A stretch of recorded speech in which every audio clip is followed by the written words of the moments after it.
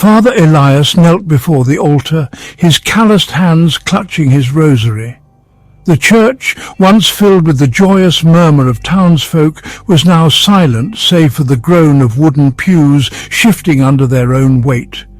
The candles flickered against the stained glass windows, casting wavering shadows of saints across the empty room.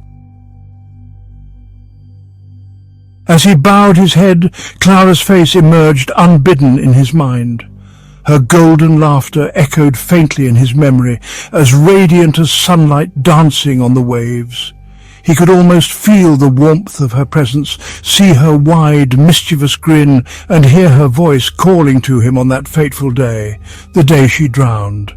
A sharp ache pierced his chest, and he gripped the rosary tighter, the beads biting into his palms. Her voice had been so clear that morning, cutting through the sea breeze like a lifeline. But then the water had swallowed her joy, leaving only an empty void in its wake, one he had never been able to fill. The air around him felt heavier now, thick with memories and regret. He glanced up at the crucifix hanging above the altar, searching for solace, for answers he had begged for countless times before. The Christ figure seemed distant tonight, the sorrow carved into its face a cruel mirror of his own. "Why her?" he whispered, his voice breaking the stillness.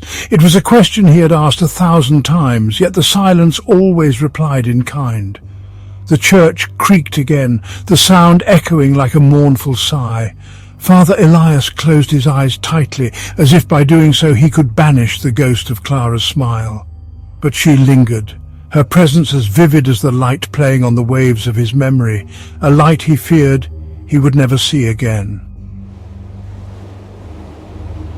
5 years had passed since Clara's death, yet her absence gnawed at him. She had been his sister, his confidant. The grief was compounded by the town's descent into hardship. The fishing industry, the town's lifeblood, had dried up. Families left, the church coffers emptied, and faith waned. Father Elias questioned whether God had abandoned them, or if he, in his weakness, had failed to keep the faith alive. One evening, as the tide receded under a blood-orange sky, Elias wandered along the rocky shore, his cassock dampened by the salty spray. His solitary walk was interrupted by a faint, plaintive sound, a moan carried on the wind. He followed it to a tide pool nestled among jagged rocks. There, tangled in seaweed and shivering, lay a figure unlike any he had ever seen. Her upper body was human-like, pale and slender, but her lower half was a tail of shimmering scales that caught the dying light. Gills flared on her neck, and her hair, dark as midnight, clung to her face. She turned her luminous green eyes to him, wide with fear and pain. Elias stumbled backward, his knees nearly buckling as he crossed himself with trembling hands. "God preserve me," he whispered, his voice shaking like a fragile reed in a storm. The words felt thin, hollow, as if the vastness of the moment might swallow them whole. She stood before him, or rather she seemed to barely hold herself upright. Her frail figure swayed like a shadow caught between two worlds, her soaked dress clinging to a body that looked unnaturally fragile, almost skeletal under the faint light of the moon. Her face, oh God, her face, was a patchwork of pale skin, raw wounds and streaks of sand and blood, as if the sea itself had chewed her up and spit her back out. "Please," she rasped, her voice carrying a fragile desperation that sliced through the roar of the waves behind her. "Help me!" The sound of her voice rooted him to the spot. It wasn't just the words. It was the way they carried a weight he recognized too well. A memory clawed its way to the forefront of his mind, his sister Clara screaming for help as the waves dragged her under, her voice a fragile thread against the deafening sea. He had reached for her, fought against the water with all the strength his body could muster, but he had been too late. Always too late.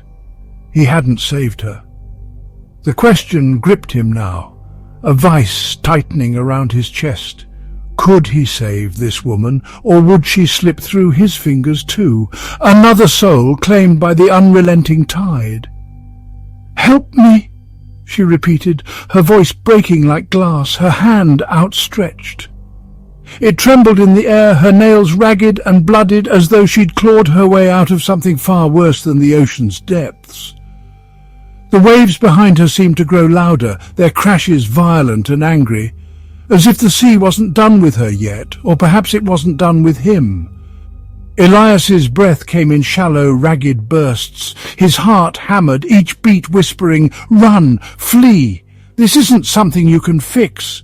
But something deeper, more insidious, pushed against that instinct. The priest in him, the man who had taken vows to be a shepherd to the lost and the suffering, pleaded with him to stay. "Is this a test, Lord?" he wondered. "Is this what my faith has brought me to?" But even as his faith urged him forward, his grief held him back. Clara had called for him too, with a voice just as desperate, just as fragile. He had tried to save her and failed. What if this was no different? What if this woman, if she was a woman, could not be saved, no matter what he did? The failure would crush him again, crack open wounds he had spent years trying to stitch shut. And yet, could he live with himself if he didn't try? He glanced up at the crucifix around his neck, the familiar weight of it pressing into his chest. His lips moved in silent prayer, a plea for guidance, for strength, for clarity. But no answer came, only the crash of the waves and her ragged breathing, each sound pulling him deeper into the moment. "Please," she said again, her voice barely more than a whisper now, as if the effort of speaking was draining the last of her strength. Her knees buckled slightly, and Elias took a halting step forward before catching himself, fear and doubt warring within him. What if it's not real, he thought. What if it's something else, something dark, something not of this world? He had heard the stories of spirits, of demons, of things that preyed on the lost and broken-hearted. And wasn't he just that? A man still haunted by the ghost of his sister, still carrying the weight of his failure? But the fear of failure was nothing compared to the fear of standing by and doing nothing. His hand tightened around the rosary, the beads pressing into his palm like tiny thorns. I can't leave her," he whispered, the words as much to himself as to God. "I couldn't save Clara, but maybe I can save her." Even as he spoke, his legs refused to move, frozen by the terror gnawing at his resolve. Could he face that fear and step forward? Or would he turn away and let the waves take her back, just as they had taken his sister? The choice loomed before him, heavy and impossible, and all he could do was stare into her hollow, pleading eyes, caught between salvation and damnation. The creature before him defied everything he knew about God's creation, yet beneath her alien features there was a fragility that stirred his compassion. Was this a test, a sign? Before he could rationalize further, he shed his cloak and draped it over her trembling form. She winced but allowed him to carry her, her tail dragging across the rocks as he made his way back to the rectory. Days passed, and the church's cellar became her sanctuary. Maris, the mermaid, remained hidden from the townsfolk, though rumours began to stir about strange lights flickering beneath the church. Father Elias tended to her in secret, cautiously bringing her food and water, but never asking too many questions. She had not spoken much since the night he found her on the shore, and he respected her silence. But then, as the days passed, something extraordinary began to unfold. Maris's condition improved, not gradually, but with a startling, almost unnatural swiftness. At first it was subtle. The pallor of her skin warmed, the shivering ceased, and the raw wounds on her body began to heal. But soon the changes became undeniable. Her tail, once shimmering with iridescent scales, began to diminish. The sleek aquatic fins receded, and in their place the faint outline of legs emerged beneath the layers of blankets Elias had wrapped her in. Elias watched in silent awe and unease as the transformation unfolded before him. It wasn't the steady progression of recovery he had expected. It was as if Maris were shedding one existence to assume another. Each day brought a new revelation, a new layer of her humanity revealed, and with it a sense of disorientation that left him questioning the very fabric of what he believed possible. One evening, Elias descended into the cellar, a bowl of soup carefully balanced in his hands. The air was heavy, thick with a strange energy that made his skin prickle. As he stepped into the dimly lit room, his breath caught. She was sitting upright on the cot, her dark hair cascading over her shoulders like an ink spill against her pale skin. The blankets had slipped away, and what lay beneath froze him in place. Her legs, fully formed, delicate yet undeniably human, rested on the edge of the cot, toes brushing against the cold stone floor. Her transformation was complete. Gone was the creature of the sea, the alien form that had washed up on the shore. In her place was a woman, alive, breathing, and inexplicably radiant. Maris lifted her head, her green eyes meeting his. Those eyes, still holding the depths of the ocean within them, seemed to pierce through him, anchoring him in the moment. For a long, suspended beat, they stared at each other, the weight of her transformation hanging heavy in the air between them. I didn't think it would happen so quickly, Elias finally said, his voice breaking the silence. It was unsteady, almost a whisper, as though louder words might shatter the fragile reality before him. Maris stood slowly, her movements hesitant yet eerily graceful, like someone adjusting to a body they had only just learned to inhabit. The shift in her demeanour was striking. Gone was the trembling, fragile being he had pulled from the sea. She carried herself now with an elegance that bordered on regal. "I didn't know either," she replied, her voice soft but laced with an unearthly resonance like the echo of waves crashing in a distant hidden cove. It was human, but not entirely. A haunting melody lingered in her words, reminding Elias of where she had come from and what she might still be. Elias set the bowl of soup on the small table, his hands trembling. He took a cautious step closer, the air between them electric with something he couldn't quite name. His mind raced, colliding with a whirlwind of emotions and questions. Is this a miracle? A sign from God? Or is this something darker? Something I've been too blind to see? He shook his head as if to dispel the thoughts, but they lingered, gnawing at the edges of his faith. He had prayed for guidance, for strength, for wisdom, but none of those prayers had prepared him for this, for her.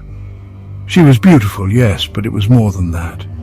There was a magnetism to her, a pull that felt almost otherworldly, as if she were a siren luring him towards something he couldn't yet comprehend. "Do you feel different?" he asked hesitantly, his voice barely above a whisper.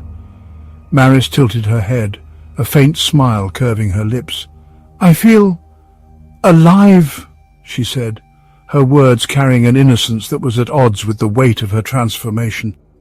She took a step forward, her bare feet silent on the stone floor, and Elias found himself rooted to the spot, his pulse quickening. His rational mind screamed for answers, for clarity. Was this truly a blessing from God, a test of his faith? Or was it something far more dangerous, a temptation crafted to exploit the cracks in his soul? He had heard stories of demons disguising themselves, of tests that led even the most faithful astray. But standing before her, all those warnings felt distant, abstract. "I don't understand," Elias admitted, his voice cracking under the weight of his confession. Why you? Why now?" Maris took another step closer, her eyes never leaving his. "Maybe it's not for you to understand," she said gently, her voice soothing and unsettling all at once. "Maybe it's just meant to be. Her words sent a shiver down his spine, and for a moment Elias felt untethered, caught between his faith and the undeniable pull of her presence. He had saved her, brought her into his world.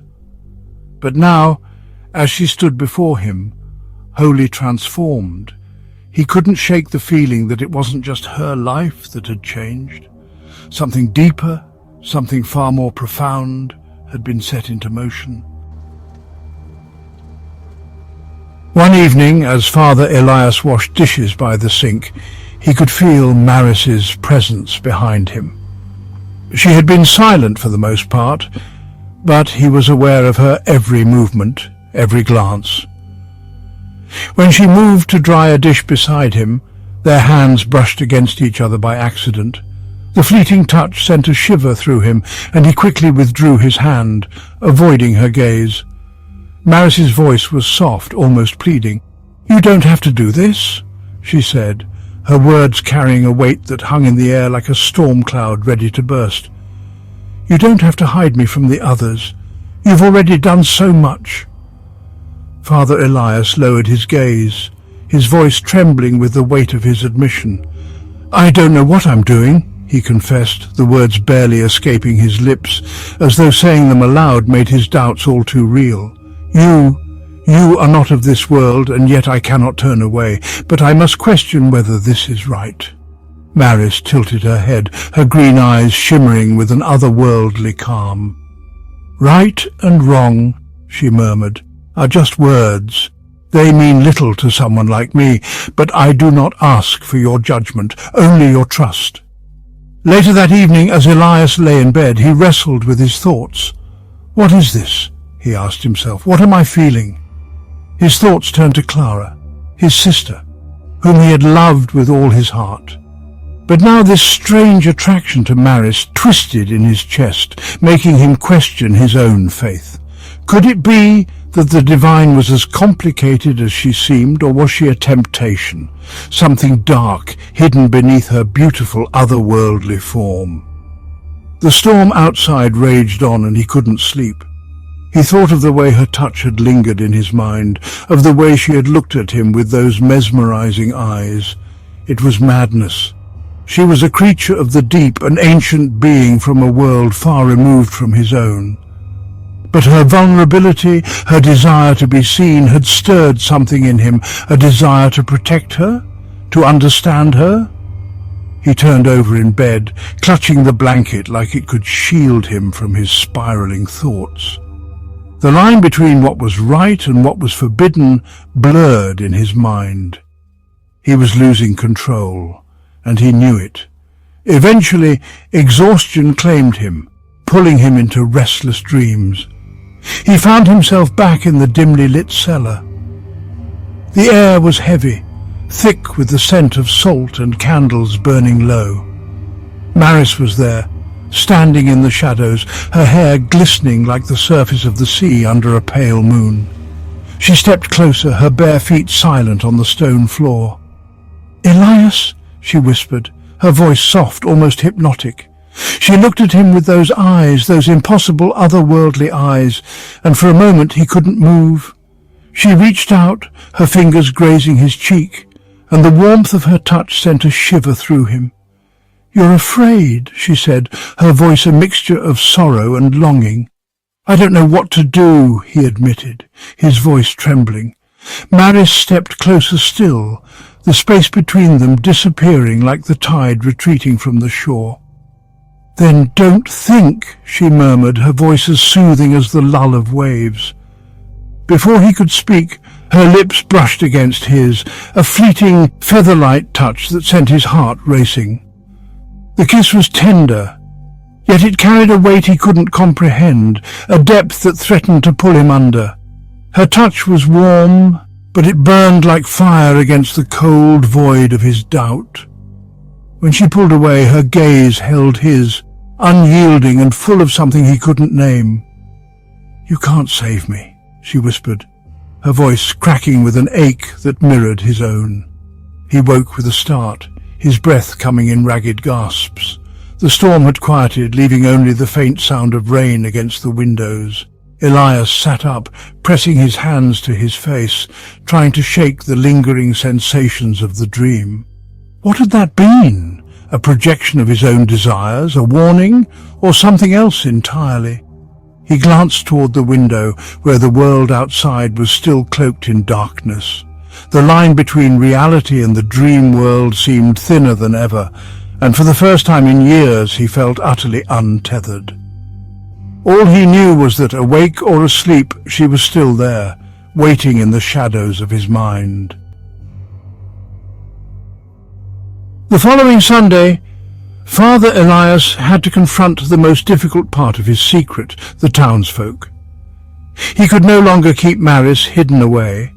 The fish had begun to return to the sea, schools of them flitting through the waters near the shore, and the townspeople were eager to know the cause. The church bell rang, summoning the people for Mass. They gathered in the familiar pews, their faces gaunt and weary from the years of hardship. Father Elias stood at the pulpit, unsure how to explain the truth that weighed heavily on him. Behind him Maris stood quietly, still unsure of the human world, her head lowered as she tried to blend in, though her presence was unmistakable. The townsfolk murmured as they noticed her presence, their faces a tapestry of fear and disbelief. Some stared in awe, others shrank back in horror. Old Margaret, the town's eldest, was the first to break the silence. "What is this? A witch? A demon?" she gasped, clutching her rosary, as if it might shield her from the unknown. Father Elias stepped forward, his voice steady but tinged with a desperate conviction. "No, this is Maris. She is not of this world, but she is no demon. She brings us a gift, a promise of renewal." The crowd stirred uneasily, their whispers growing louder. Some crossed themselves, their lips moving in silent prayer. Others shook their heads, their fear giving way to anger. Thomas, a fisherman whose family had suffered greatly during the sea's decline, voiced the doubt that hung in the air. She looks like a woman," he said, his voice wavering. "But those eyes, they're not human, they're not of God." Maris raised her gaze to the crowd, her green eyes shimmering with an ancient unspoken truth. For a moment the church seemed to hold its breath.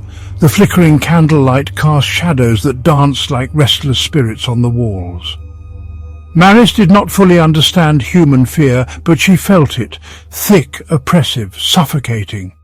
She stood silent, waiting, as if testing their resolve. Elias's voice cut through the tension. "The sea has returned to us. Prosperity is at our shores once more, but it comes at a cost. Maris has asked for our faith. Will we give it, or will we turn away from what has been restored to us?" The crowd erupted. Accusations and prayers mingled with cries of blasphemy. The word rang out like a hammer striking an anvil, loud and final. The church descended into chaos. Some fled, clutching their children, while others shouted curses, their voices breaking with fear. Elias stood in the eye of the storm, his heart pounding as he turned to Maris. She remained motionless, her expression unreadable.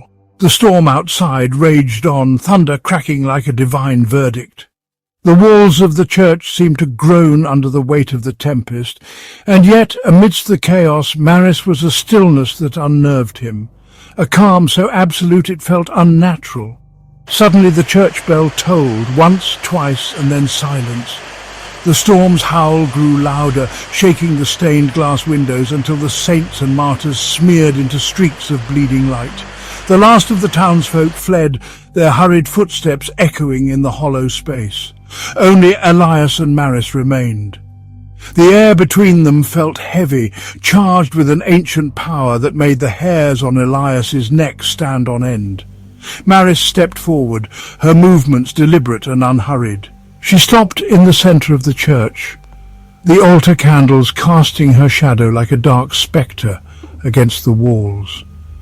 Her eyes burned with a mixture of sorrow and something far more unsettling, something that made Elias's stomach twist.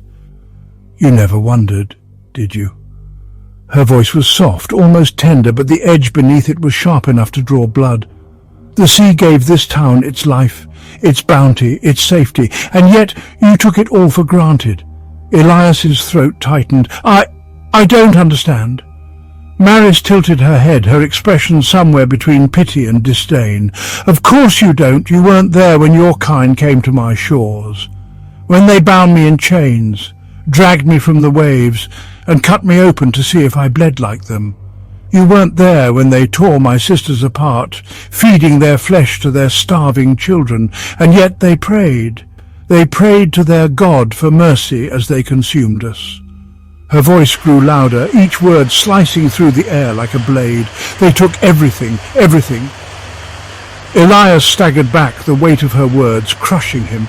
The town's history, its sudden prosperity after years of famine, now felt like a curse. He had never questioned it, never wondered what price had been paid. Now the truth stood before him, undeniable and monstrous. Maris began to change. Her human form cracked and twisted, her limbs contorting into shapes that defied nature. Her hair writhed like living tendrils, reaching toward the ceiling as if to claim the heavens themselves. The sound of her transformation was sickening. The snap of bones, the tearing of flesh, and beneath it all a low guttural rumble that seemed to rise from the earth's core. Elias's mind rebelled against what he was seeing, but he couldn't look away. The air around her shimmered with a dark energy, thick and oppressive. "Why now?" he whispered, his voice barely audible. "Why reveal this now?" Maris loomed over him, her many eyes glinting like jewels in the dim light. "Because your prayers are hollow. Your faith is a lie. You build your churches on bones and think your God does not see. But I am older than your God, and the sea never forgets." The ground beneath the altar split open, revealing a yawning chasm filled with black briny water.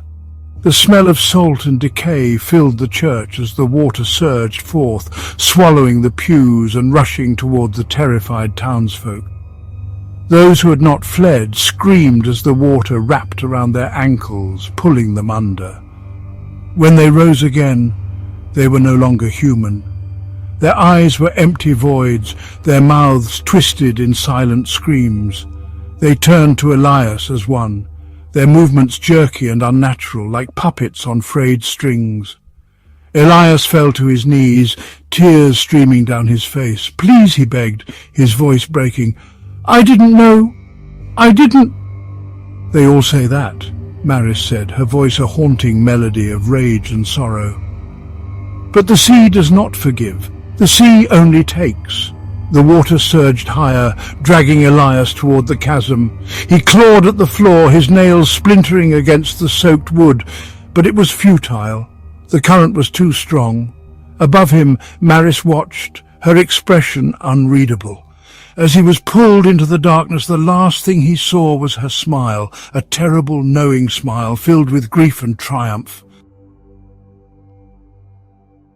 As the final remnants of the town sank beneath the waves, only one thing remained, a single blackened stone at the bottom of the ocean floor, inscribed with the ancient symbols of a forgotten language.